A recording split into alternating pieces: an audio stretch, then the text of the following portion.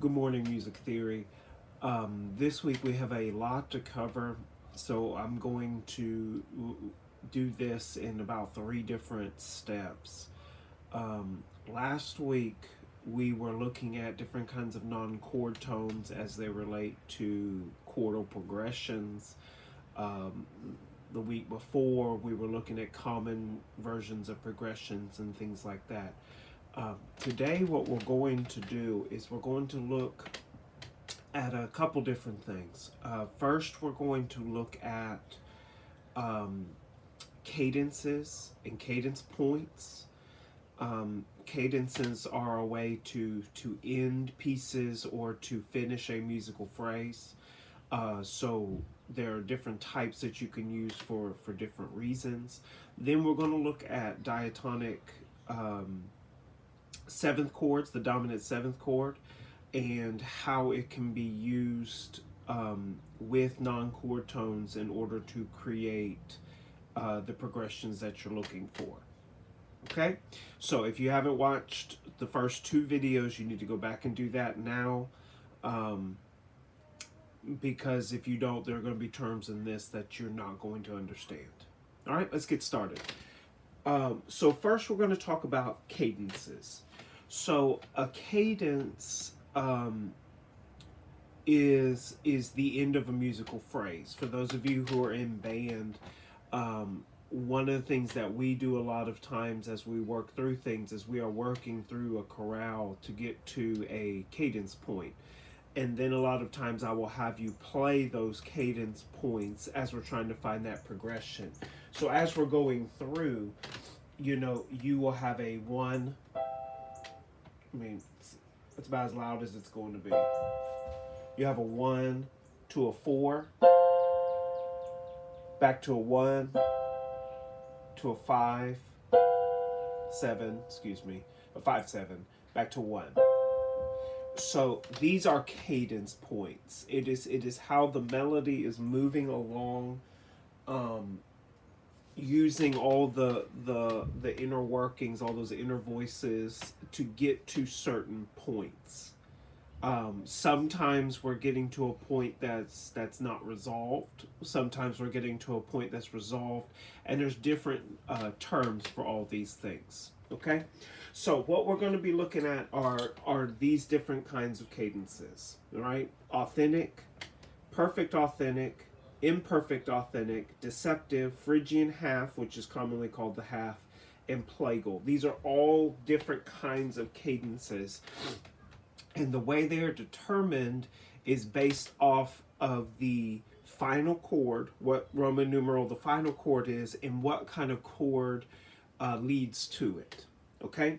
So as we go through, and I apologize if I'm moving around a little bit, I got a couple different things going on, reaching for different things. Okay? So as we're looking at these different cadence, an authentic cadence is a tonic triad preceded by some form of 5 or diminished 7. Okay, so that is any time, let's say we're in C major. Okay, there's my 1 chord. So an authentic cadence is when I'm moving from a 5. So the 5 in C major, of course, is going to be that G major chord.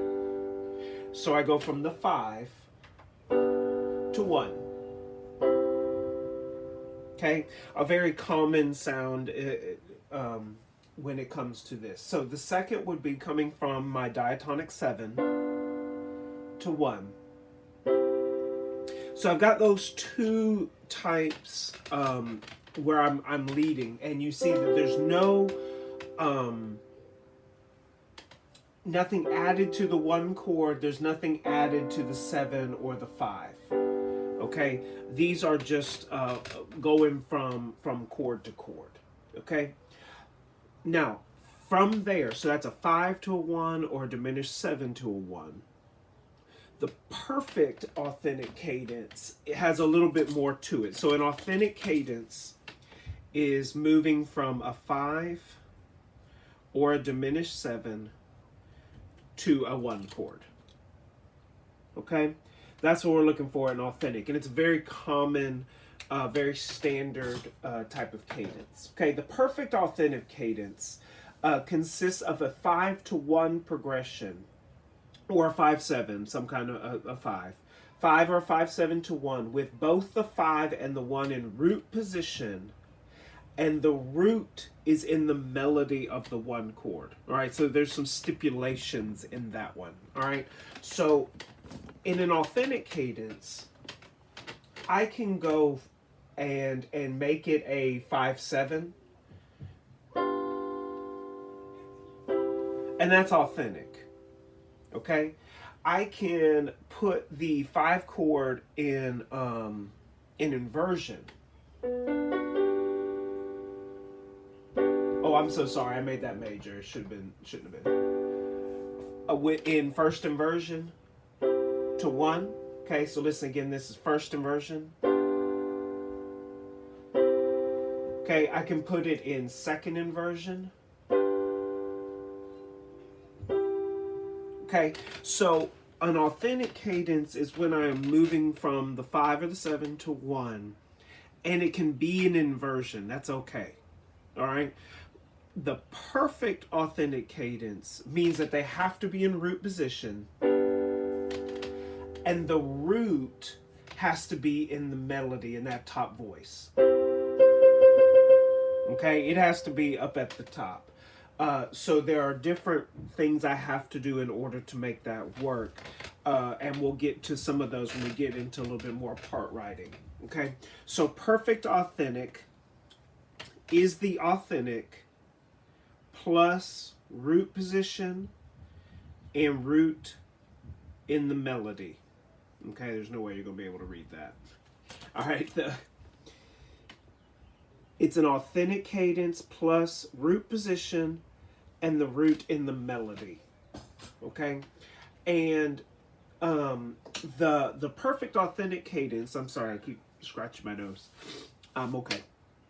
The perfect authentic cadence is the most final sounding of all these cadences. Okay, some of them don't quite end, some of them end, but when you've got a cadence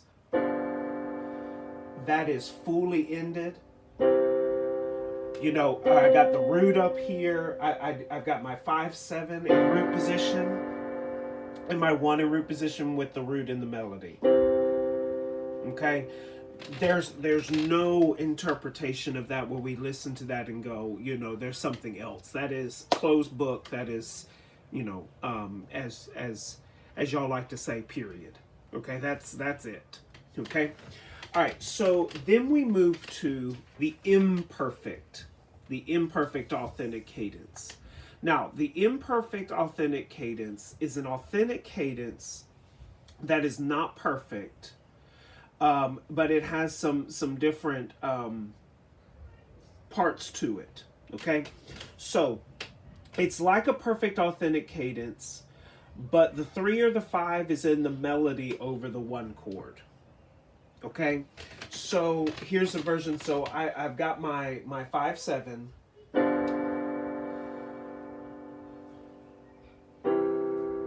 But the 5 is in the melody instead of the root. I'm sorry, I hit a 2. I didn't mean to make it a 9 chord. So you can hear that tonic there at the top, versus you see that just that little bit of a different note. It's still the same 2 chords, but the 5th is in the melody instead of the root.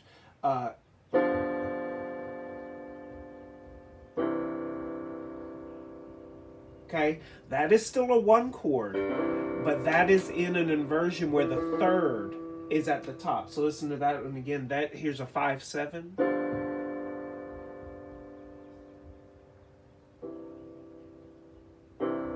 Okay, so you can tell while it still ends on a 1, there's a missing finality to that chord, which is what makes it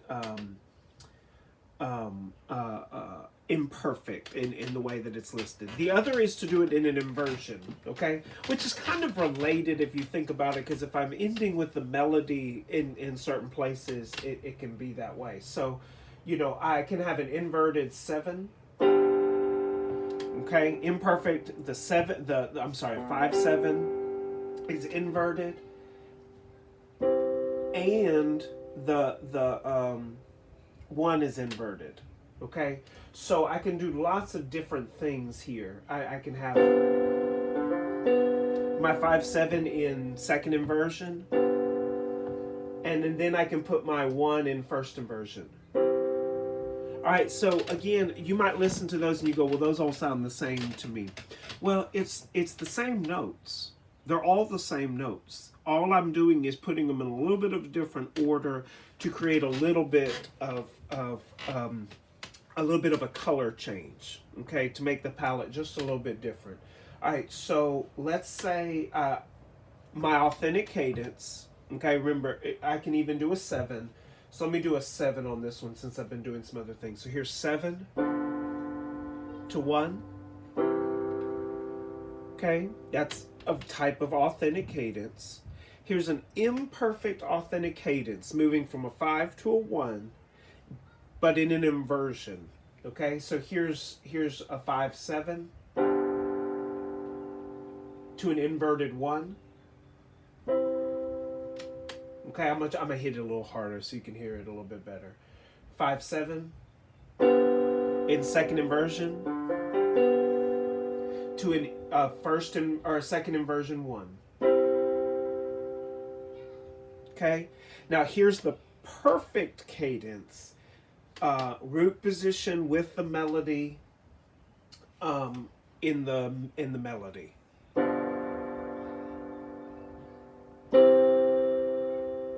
Okay, so again, all the same notes. They're just coming in a little bit of a different order. All right, so if you're looking for a complete final sound, or that's where your melody's going, that's what you are creating. Now, none of those are wrong. They're all versions of what you want. Okay, it's just depending on what you are wanting it to sound like.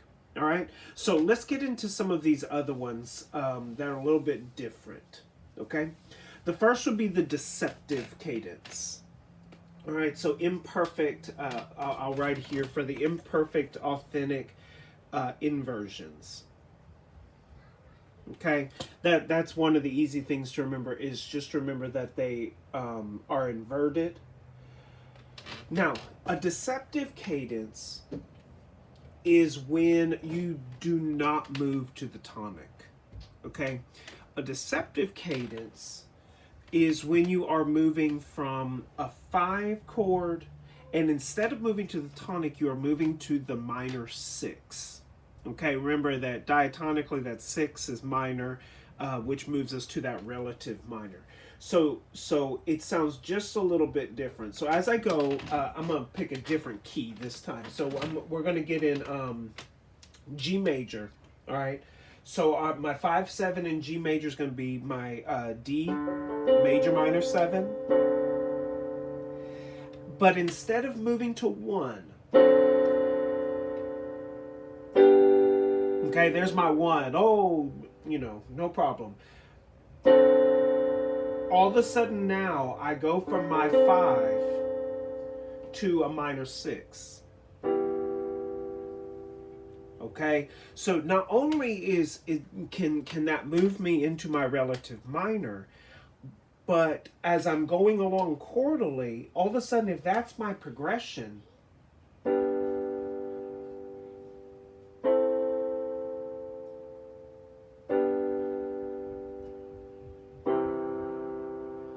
to my 5,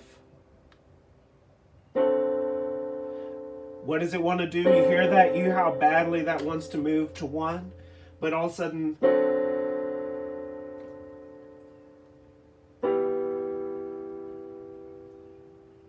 now what that does is, in the term deceptive, it makes me think I'm about to get to the end.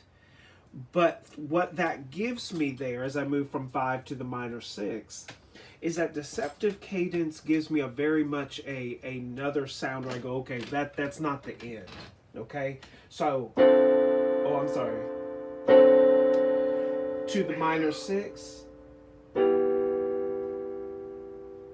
Okay, so once I go there, I can assume that there's going to be something else after that. All right, so that is what we kind of like to call a transitional cadence. That's a cadence that's not necessarily the end. Now, if you want to end a song that way, that's fine, but it's got to be for the right reasons. You don't want to just end that way because you made a mistake and deceive yourself as well as everybody else. So then the next common type of that progressive kind of moving through things cadence is the half cadence. Okay, the half cadence ends on a 5 chord. Okay, so it's really any kind of chord leading into that 5 chord. So let's go into F major. So here's an F1. Then I'm gonna go to the 4, to the 5, 5 again. All right, so as I'm moving through these progressions, this is another way, and your ear is wanting it to go to that tonic, but this is another way where I can get to a cadence point in my melody, and it end on that point. But you can hear the kind of the way you can think of it is these kind of final cadences are those periods, while the half cadence or the deceptive cadence are more like commas or semicolons. They finish a phrase, but there's obviously something else coming in after it. Okay, so unless there's an absolute reason for what you're doing, you want to make sure that it's not doing that. The Phrygian half cadence is a special name given to a half cadence, but the Phrygian half cadence is one that goes from an inverted 4 to 5. Okay, so this is a very, very, very specific type. A half cadence is when you end on a 5 chord. Okay, so the half is when you go to the 5. A Phrygian half is when you go from an inverted 4/6 to the 5. Okay, so just to get you in a key, let's go back to D. So I'm in D major. Now a 4 in D major is going to be the G minor. Well, not diatonically, but we're going to make it G minor. Okay. Now if I invert it, okay, so here I am on an inverted 4. And from the inverted 4, the 5 chord is here. Oh, I just lost my place.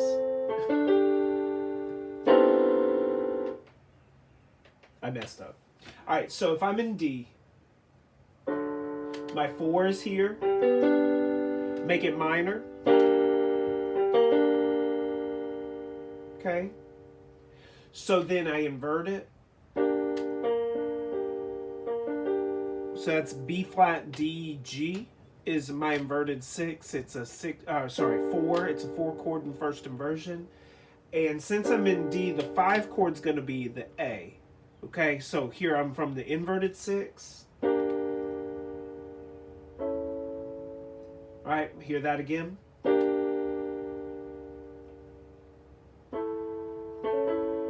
All right, so you hear that has almost an ending to it. But you can hear it's still wanting to lead somewhere. Okay, so that's a very specific type of half cadence. Okay? All right, now the last one we're going to look at is the plagal cadence. A plagal cadence typically involves a major 4 to a 1. Okay? although plagal cadences are usually final sounding, they are not as important in tonal music as the authentic cadence. So they're not something that you would be hearing quite as much. Most of you have heard a 4-to-1 cadence. This is the amen cadence that you might sing in church. Okay, all right, so I got a 4. This is F major, moving to the 1 in C. Okay, so that is the other type. All right, so here's a quick review of a couple of these cadence types from the book. Okay, so here I got my cadence type: authentic, plagal, deceptive, and half. The first chord of an authentic cadence, you can see, contains the leading tone, and then the second one moves to the tonic. Okay, the first chord in a plagal cadence does not contain the leading tone because it's a 4, but it moves back to the 1, the tonic. A deceptive cadence contains the leading tone because it starts on a 5, but because the deceptive moves to a 6, it does not move to the tonic. Okay, and a half, because the half can kind of start on anything, does not contain the leading tone, and it ends on a 5, which also doesn't contain the tonic. So those are the 3 types that we're looking, or the 4 types, and some of the other ones that we were looking at are just versions of those same cadences. Okay, now so as we are going through those are the kinds of things you're trying to decide when it comes to what your melody is doing. Last week we looked at creating a melody. So as you are figuring out what pitches you want your melody to be, and you're looking at the harmonization of those melodies, what you're looking for is how they are moving into these cadence points. What kind of sound do you want that cadence point to have? Okay? All right, so now we're going to look at kind of a second part that's related to cadences, but it's just a little bit different. Is we're going to take just a minute to talk about the dominant 7th chord. Okay? So, or sorry, I said that wrong. The dominant 7 meaning a 5-7. Okay? So, when we were looking at diatonic chords, we saw the Roman numerals that were issued to each of the chords diatonically in major and in minor. Then we started looking at diatonic 7 chords. Okay? So in the diatonic 7 chords, we had some different things available to us. And if, just for a quick review, just in case you are not quite sure of all your diatonic 7s, what we can do is, I will go back just for a second. Here are the diatonic triads and diatonic 7s, just to make sure that you remember. So the first one, major and minor, are the triads: major 1, minor 2, minor 3, and so forth. The one under it are the major and minor 7s. So remember, diatonically, I've got a major 7, that's a major on a major, minor 2, which is a minor on a minor, minor 7, a minor on a minor, a major 4, which is a major on a major, a minor 6, minor on minor, and a diminished 7. Oh, I'm sorry, a half diminished 7, which is a diminished triad with a minor 7th. Now, only one of these is major minor, a major triad with a minor 7th. That is diatonically the dominant 5-7. Okay, dominant meaning the 5 and the 7 referring to the 7. So remember, the 5-7 is the only 7th chord diatonically that is major minor, which is why it kind of gets its own set of rules, because it's the dominant 7. Okay, all right. So when we are going through those dominant sevens, what you have there is certain notes that you have to make sure line up and resolve to other places. As we were talking last week about these non-chord tones, they're gonna come back here in just a second. Okay, so in a dominant seventh chord, you're really looking for three things. Okay, one is the obvious one, that it's a major minor seven. Okay,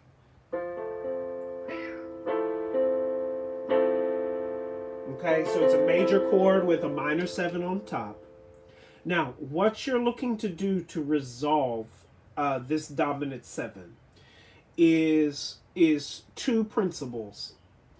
You want the seventh of the chord, okay, the seventh of that chord, which is actually the fourth scale degree, to resolve down. Okay? And I apologize because I've got a cat here.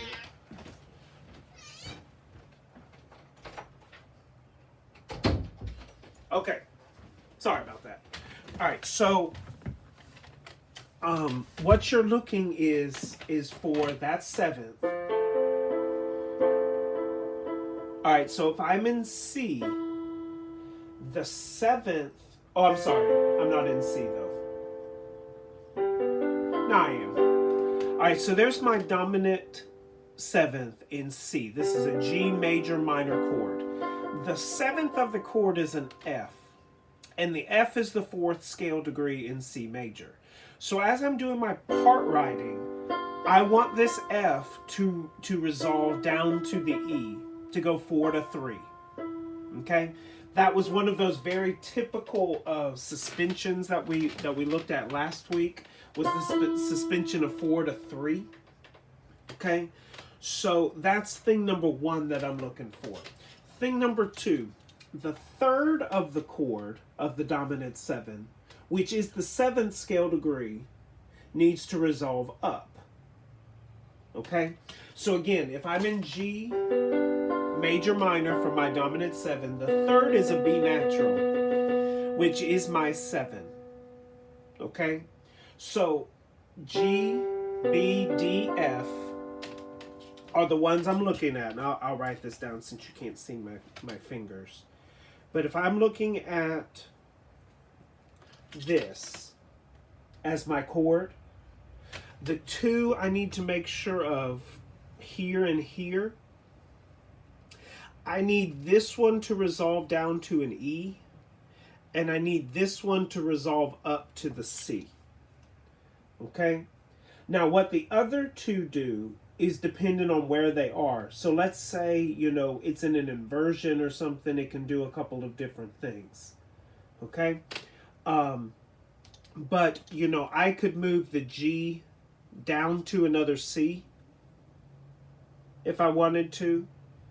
All right, or I could move the D down also to a C and have the G move to stay on a G, something like that. But then my one is inverted. Okay? So the main thing is that you understand that from the from the seventh and the third of that 5/7, they have certain things that they need to resolve to in order to make it sound correct. All right. So if I'm in C major and I go to a 5/7, a dominant 5, or excuse me, a dominant 7. I want this to move to here, and I want this to move to here. All right, so then I have to figure out something else for my other two. All right, so I could do something like this.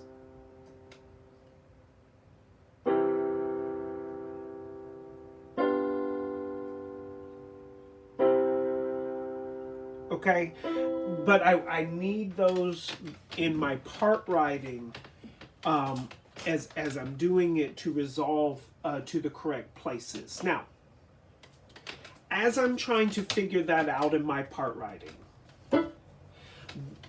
what you're really trying to do is figure out how to approach it.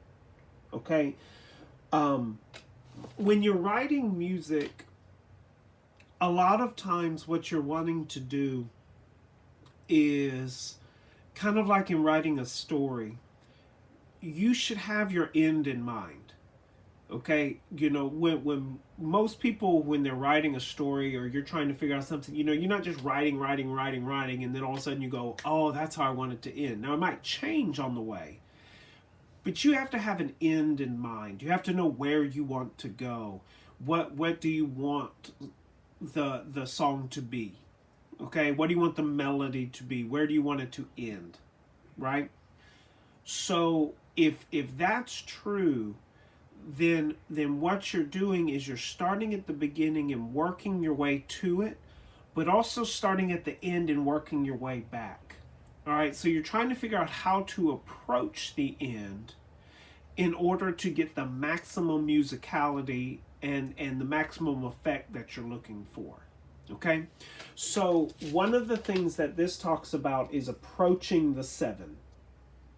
Okay, so these three of the four of these kinds of non-chord tones as it comes to approaching the seven we talked about last week. We got the suspension, we've got the passing tone, the neighboring tone. The only one we didn't talk about last week and we'll talk about right now is the appoggiatura.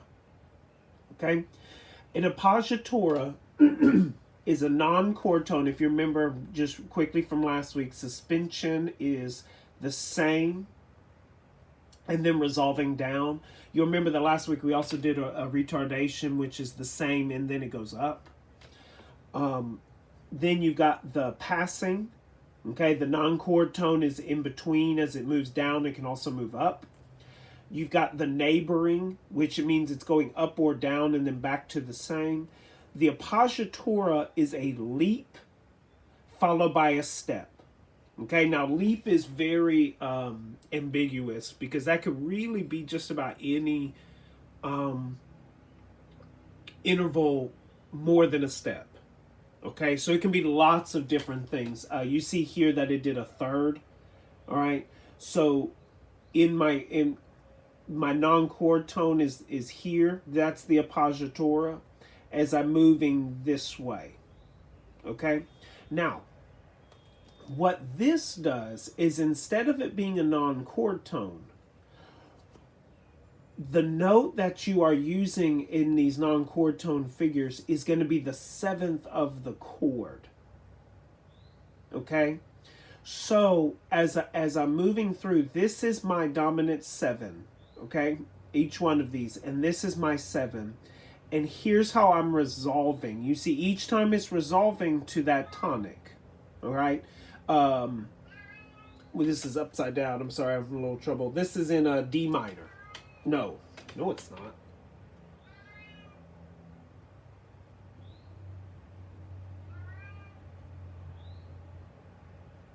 That's weird.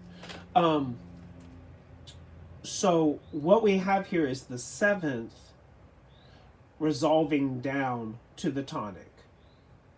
Okay, so there's a couple different ways that we can get there. All right, now what I want to do is I want to show you. Sorry, that's bothering me. I gotta.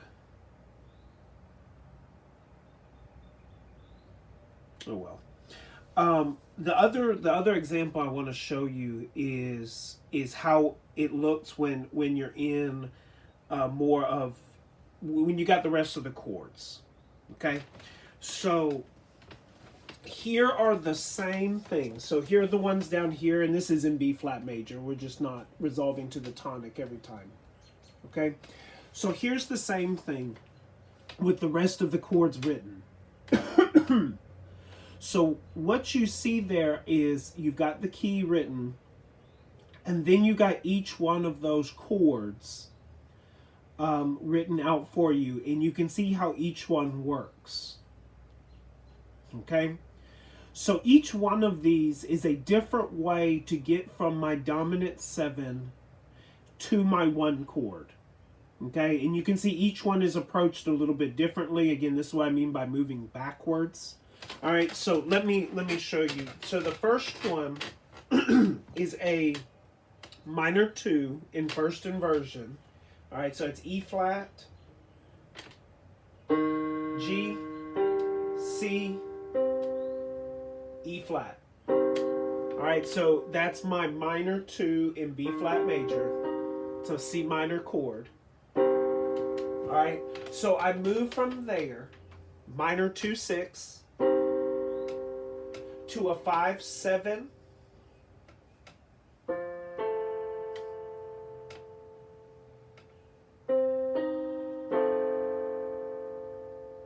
and then to 1.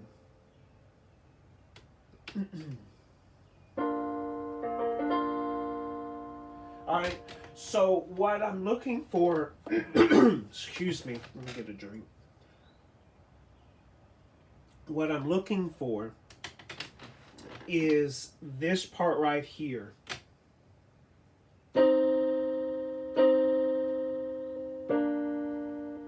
All right, that's my suspension. The suspension is the E flat, which is the 4th scale degree, and then resolving down. Okay? Now, the second one is the passing tone. All right? So I'm going from my 4th to my 3rd to the 5th. Okay? As I'm walking down this passing tone. So with just the upper voices, but you hear each time I'm ending in this same place. I'm ending on this one chord. So here's the suspension.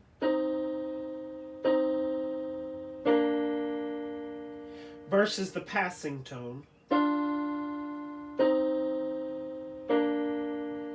All right, so each time what's happening is my 7 is leading to where I want it to go. Okay?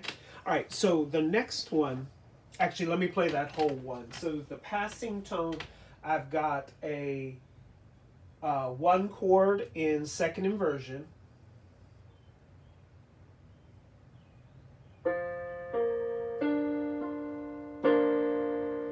To my 5. To the 1.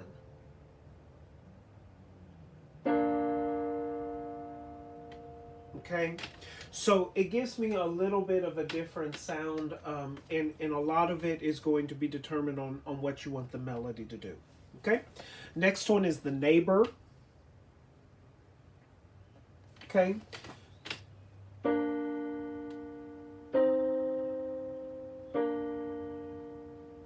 So if the neighbor is what you're looking for when you put the 7th of the chord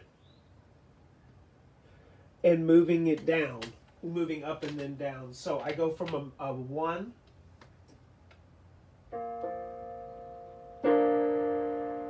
to a 5, 6, 5, which is a 5 in 1st inversion.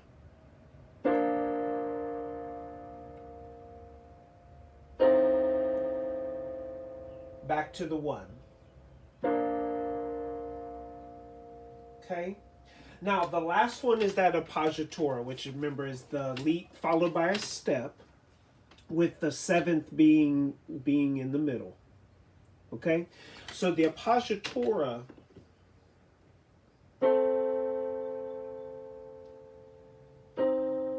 I'm sorry, I played that wrong.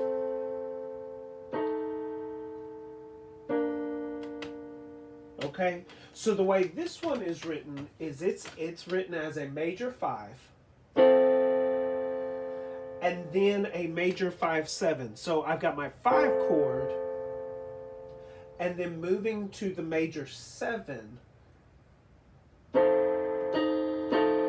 I'm just adding the 7th on top. I actually didn't change the notes of this chord, but besides adding the 7 before it goes back to the 1.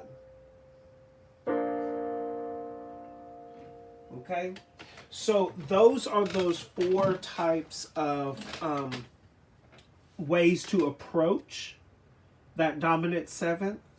All right, and you can take a screenshot of that if you'd like, and you can play around with those and see kind of how those work. All right.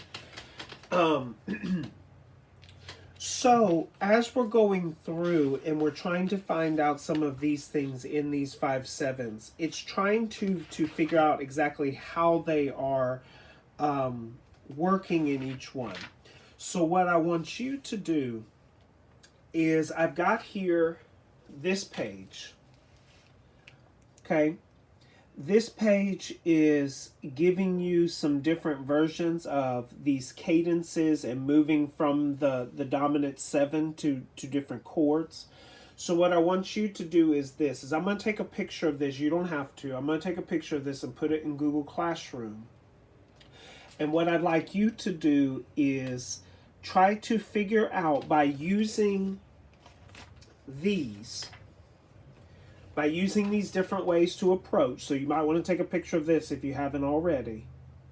By using those, I want you to try to resolve all of these dominant 7 chords. Now, you'll see some of these resolve to different things. Like this one is an authentic because it resolves to the 1.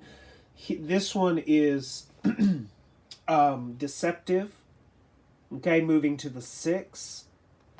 All right, so they're doing a couple of different things, all right, and they're in some different keys, so make sure you're checking each one. So I'm going to put this in Google Classroom, and then the other thing I'm going to do is I'm going to put a second page as well.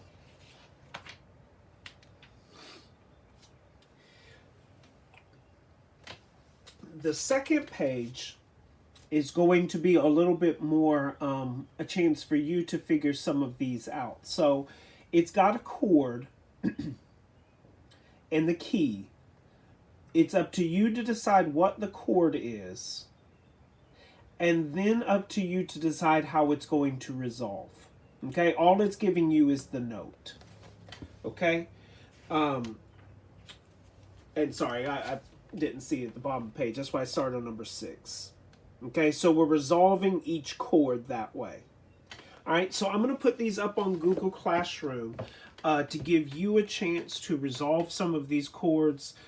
You can use the piano app on your phone or your tablet to hear what they sound like. But again, this is another tool in your toolkit as you are trying to do these things. So you're composing melodies, you're figuring out common progressions. So those were the past 2 weeks. So now you've got this melody in your head.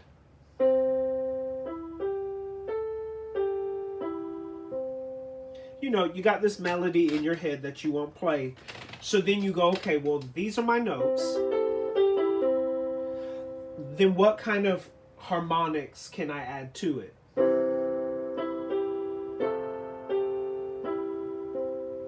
Okay, and then go, okay, so then what do I want it to do in order to end? Because, you know, as I'm playing this, I can play, this is outlining a chord. So I can just use a 1 chord for the whole thing if I want. Okay, then I move up 1, I can just move that to a 4 chord in second inversion.